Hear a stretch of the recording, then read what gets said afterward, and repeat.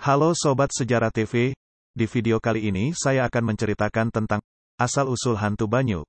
Sebelum lanjut ke video yang belum subscribe dulu ya dan tekan tombol loncengnya agar kalian tidak ketinggalan video-video selanjutnya.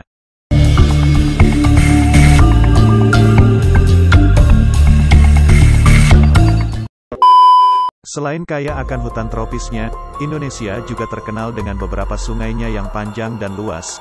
Beberapa di antaranya bahkan menjadi sebuah ikon di daerah tersebut seperti salah satunya Sungai Musi di Sumatera Selatan. Sungai Musi adalah sebuah sungai yang terletak di Provinsi Sumatera Selatan, Indonesia. Dengan panjang 750 km, sungai ini merupakan yang terpanjang di Pulau Sumatera dan membelah kota Palembang menjadi dua bagian. Jembatan Ampera yang menjadi ikon kota Palembang pun melintas di atas sungai ini. Sejak zaman Kerajaan Sriwijaya hingga sekarang, sungai ini terkenal sebagai sarana transportasi utama bagi masyarakat. Selain terkenal dengan transportasinya, Sungai Musi juga ternyata memiliki cerita rakyat yang sudah lama melegenda, yakni adanya sosok Hantu Banyu atau hantu penghuni sungai. Hantu Banyu ini menjadi momok yang menakutkan bagi warga yang hidup di sepanjang Sungai Musi. Bukan hanya bagi anak-anak, namun juga orang dewasa. Bila seseorang tertangkap oleh hantu Banyu, konon katanya dia tidak akan kembali dalam keadaan hidup. Menurut kisahnya, hantu Banyu akan membawa tubuh korban ke dasar sungai lalu di sana dia akan menghisap sumsum tulang belakangnya. 2 hari kemudian jasad korban akan ditemukan di tempat yang sama dengan tempat awal korban masuk ke air. Pada jasadnya akan ditemukan lubang bekas isapan hantu Banyu, titik di mana hantu Banyu menghisap sumsum tulang belakang.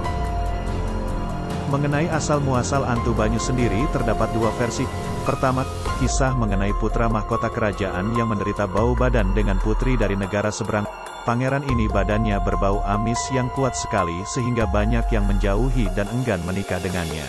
Sampai ada seorang raja yang bersedia menikahkan putrinya dengan pangeran amis.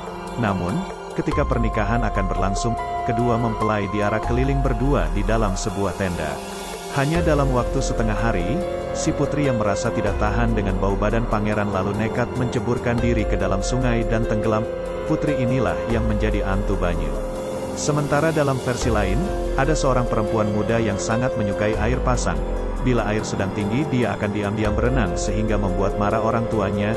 Akhirnya setelah kesabaran itu habis sementara si anak tetap saja berenang di air pasang, maka si orang tua lalu mengutuk anak perempuan mereka menjadi hantu Banyu. Hantu Banyu dipercaya kerap menampilkan diri, terutama di perahu-perahu yang tertambat di Sungai Musi dan jembatan kayu dari rumah rakit ke permukaan air. Ciri-ciri suatu tempat telah didatangi oleh hantu Banyu adalah munculnya cairan lendir misterius. Ciri lain kedatangan hantu Banyu adalah pada saat air pasang sedang mengalir, muncullah pusaran air. Pusaran itulah yang disebut sebagai istananya hantu Banyu. Beberapa orang yang mengaku telah pernah melihat hantu Banyu bentuknya seperti manusia yang bercampur dengan siamang atau monyet kecil, mulutnya monyong dengan bulu panjang nan tebal menghiasi seluruh badan. Sampai kini, tidak sedikit orang yang masih percaya bahwa hantu Banyu benar-benar ada. Demikian pembahasan soal cerita legenda urban tentang hantu Banyu. Selain di Sungai Musi banyak lagi kisah tentang hantu penunggu air di berbagai daerah di Nusantara.